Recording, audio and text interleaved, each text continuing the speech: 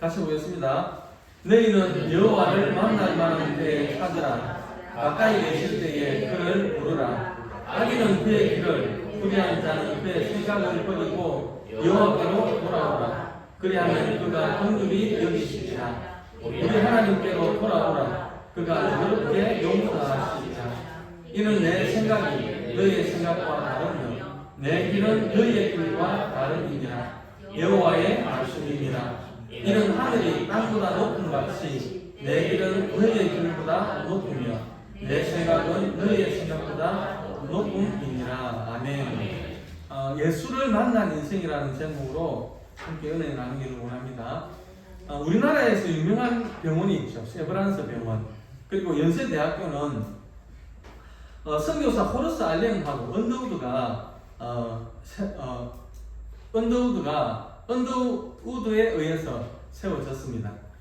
연세대학교 초대 총장이 용재 백낙준 박사라는 분인데요. 이분은 평안북도 청주라는 곳에서 그 가난한 농부의 아들로 태어났습니다.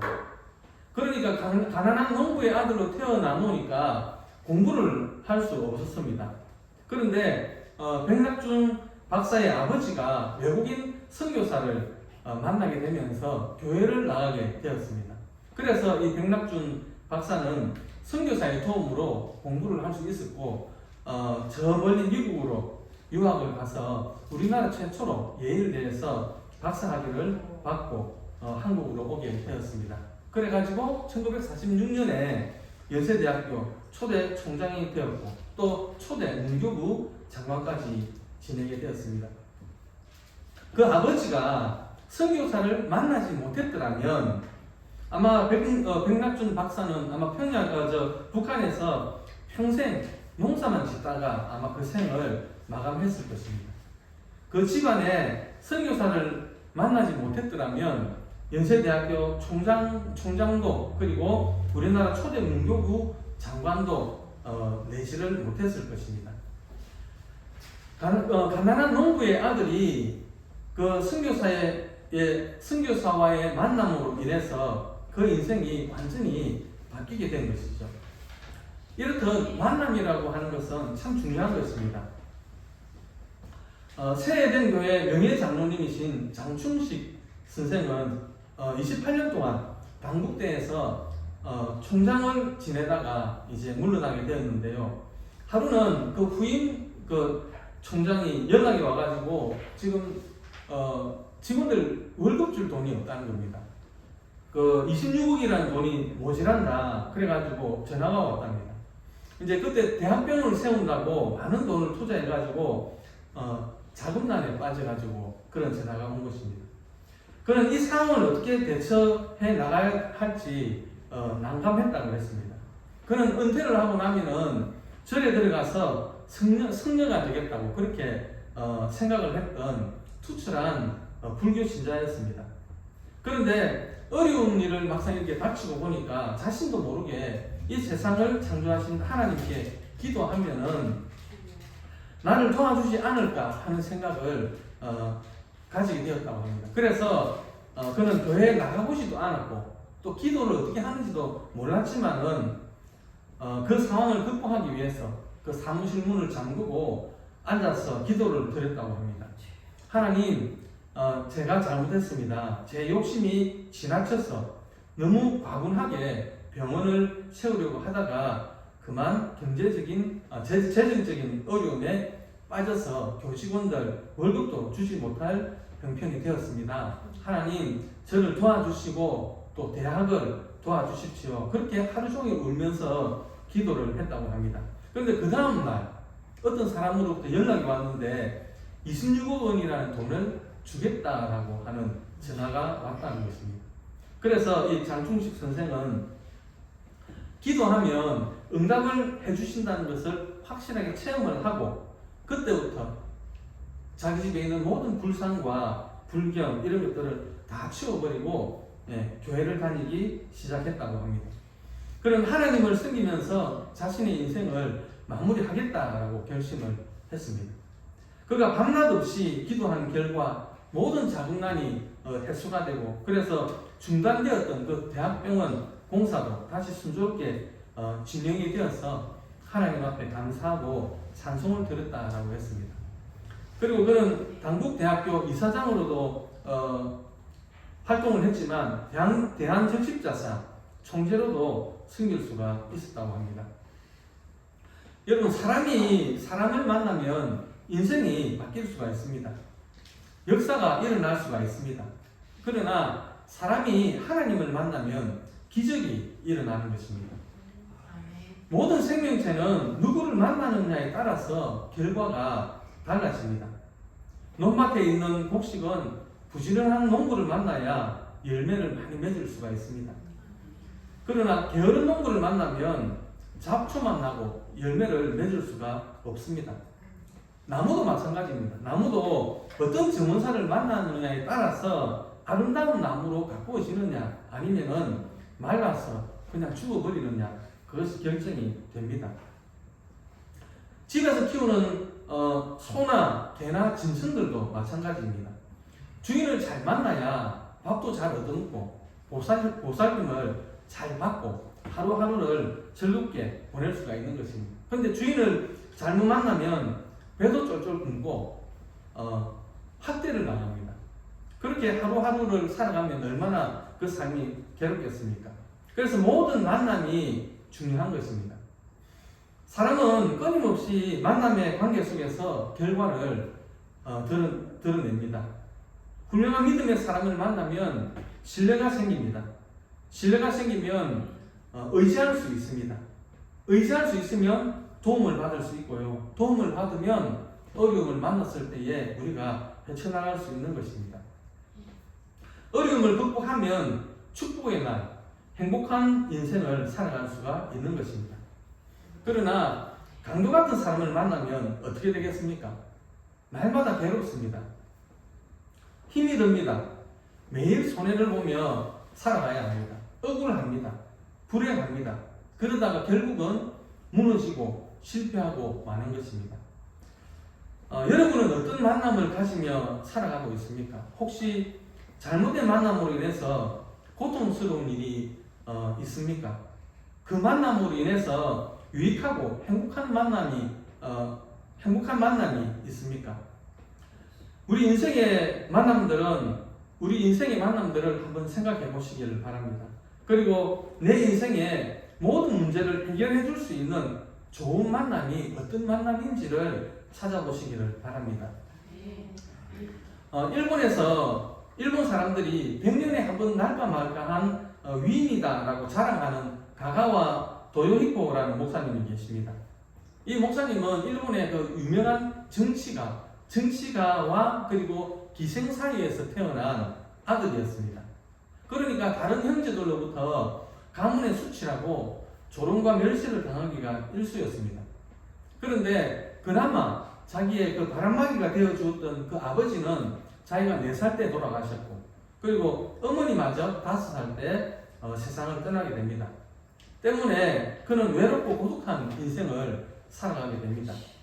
그러던 어느 날, 그날도 자기의 삶을 비관하면서 있는데 북을 치면서 지나가는 구세군 전도단의 한 무리를 만나게 됩니다.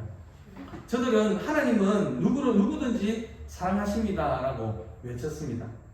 가가와 도요히코는 가까이 다가가서 물어봅니다. 저와 같은 기생의 자식도 사랑하나요? 그럼요, 어떤 죄인도 주님은 사랑하십니다. 그 말을 듣고 그는 그리스도인이 되었습니다. 그리고 15살 때 세례를 받습니다.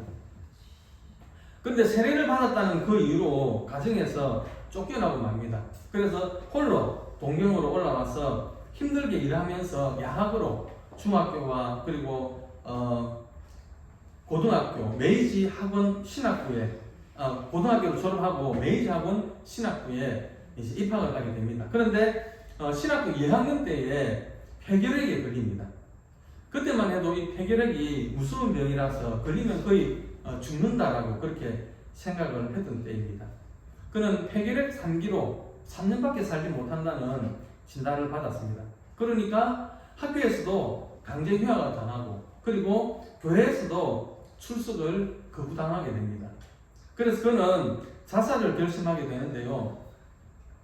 우연히 한 사람이 이런 말을 합니다. 저 북쪽에 가나사와 지방에 가면은 나가노라는 목사님이 있는데 거기 한번 찾아가보라, 그런 말을 하게 됩니다. 그래서 모두에게 버림받은 인생, 마지막으로 그곳에 가서 그 목사님이 나를 예수님의 사랑으로 대해주는지 그것만 확인을 하고 죽겠다라고 결심을 하고 나가노 목사님을 찾아갑니다. 나가노 목사님은 교회를 개척한 지 5년이 되었는데도 성도가 한 명이 없었습니다. 그냥 아내와 가족과 함께 이렇게 예배를 드리고 있었는데 어느 날 이제 한 청년이 찾아온 것입니다. 그래서 얼마나 반가웠던지 예배를 마치고 이제 저녁 식사를 함께 하게 됩니다. 그런데 식사 중에 이 가가와 도요이코 청년이 핏덩어리를 토하게 됩니다.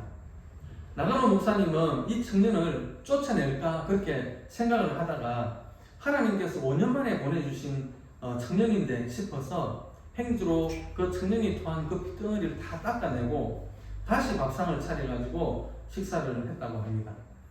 가가와 도요이코는 마음에 감동을 받습니다. 아무도 돌아보지 않고 쓸모없는 반송장과 같은 병자 자기를 극진하게 대해주시는 그 나가노 목사님을 통해서 가가와는 주님을 다시 만난 것이 되었습니다. 그리고 직업증성으로 치료한 끝에 하나님의 은혜로 폐병이 완치가 되고 이 청년은 신학교에 다시 복학을 해서 목사가 되고 수많은 빈민들을 위해서 살게 됩니다. 가가와 도요이코 목사님은 일본뿐만이 아니고 중국 빈민들에게도 참 많은 섬김을 했다고 합니다. 그래서 장개석 총통의 부인 송미령은 그를 모셔다가 성경 공부를 같이 하기도 했다고 합니다. 1945년에 일본이 패망을 하고 일본인들이 철수를 할 때 200만 명이 철수를 하는데 이 장개석 총통은 그 가가와 목사의 그 사랑을 생각을 해가지고 이 철수하는 일본인들이 테러를 당하지 않도록 그렇게 보호를 해주었다라고 합니다. 가가와 이 도요이코 목사님은 우리나라 그 자유당 시절에 이승만 대통령을 찾아와가지고 일본의 그 침략을 사죄한 최초의 일본인이기도 합니다. 가가와 도요이코 목사님은 좋은 부모님은 만나지 못했어도 세상 누구보다도 나를 사랑해주는 좋으신 하나님 아버지를 만나게 되었습니다. 그리고 그는 그를 만나는 사람들에게 좋은 사람이 되어 주었습니다. 하나님은 이 세상의 모든 안 좋은 만남의 상처들을 치유하시고 회복해 주시는 하나님이십니다.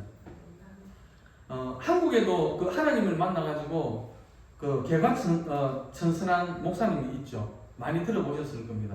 김익두 목사님이라고.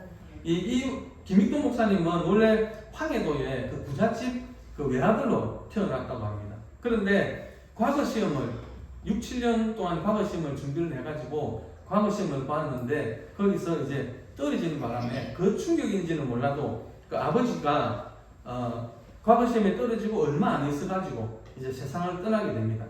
그래서 상업을 시작을 했는데 이건 맞아.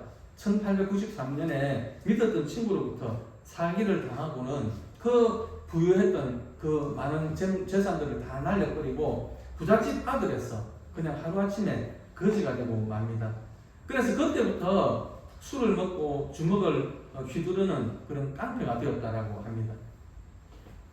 황해도 안악 일대에 그 일대를 중심으로 칼을 들고 다니면서 사람들에게 행패를 부리고 돈을 뺏고 하니까 사람들이 이 김익두 목사님을 잡으려고 경찰을 대동해가지고 갔는데 이 경찰들마저 피습을 당했다라고 합니다. 그래가지고 안악 그 일대의 사람들은 오늘은 호랑이 입두를 만나지 않게 해달라고 아침마다 빌고 나갈 정도로 그렇게 악행이 심했다라고 합니다.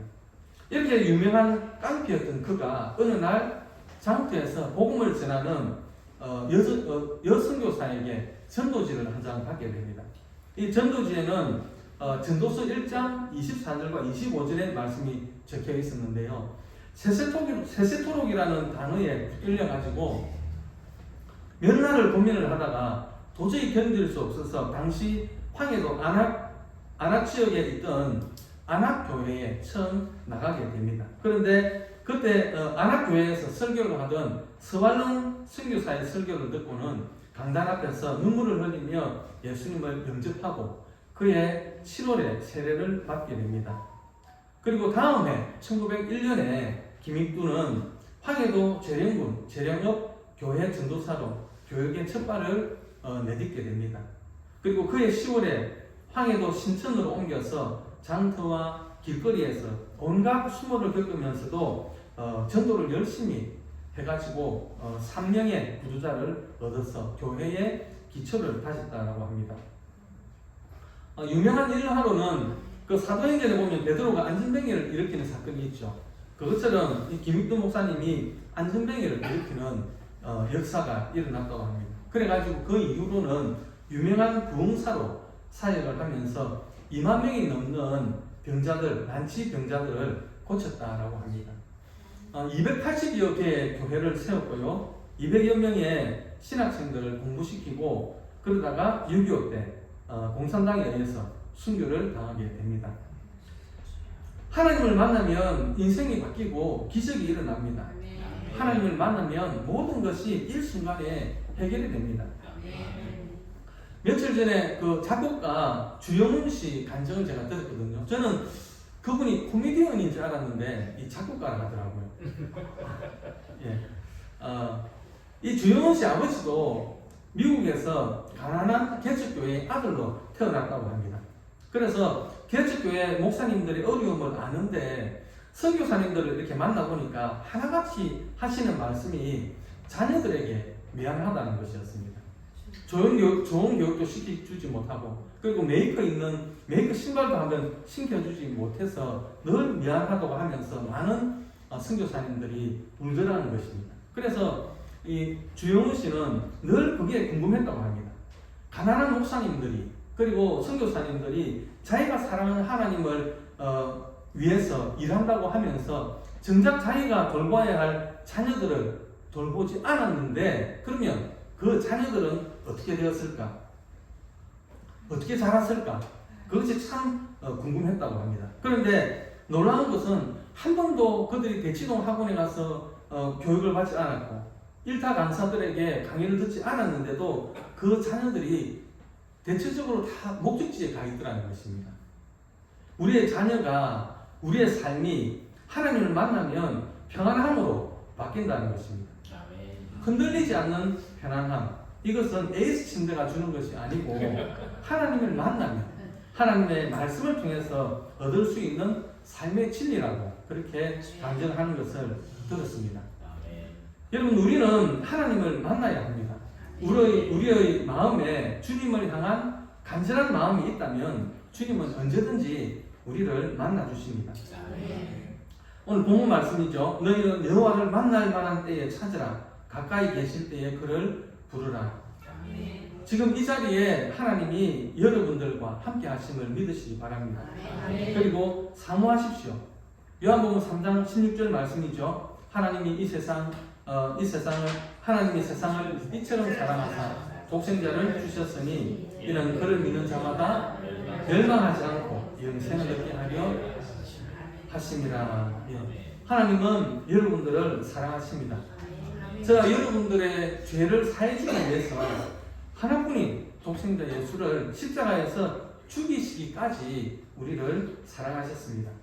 그 하나님을 만나야 인생이 바뀌게 되는 것입니다.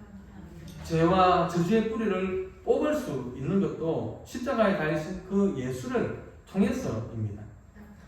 세상에 아무리 힘들고 어려운 문제가 있고 사건이 있어도 하나님을 만난 자가 되어지면은 하나님께서 주시는 힘을 덧입기 때문에 하나님이 주시는 은혜를 덧입기 때문에 또 능력을 덧입기 때문에 승리하는 복된 삶을 살아갈 수 있는 것입니다. 우리 주사랑교회 모든 성도님들의 삶에 주 예수 그리스도로 인한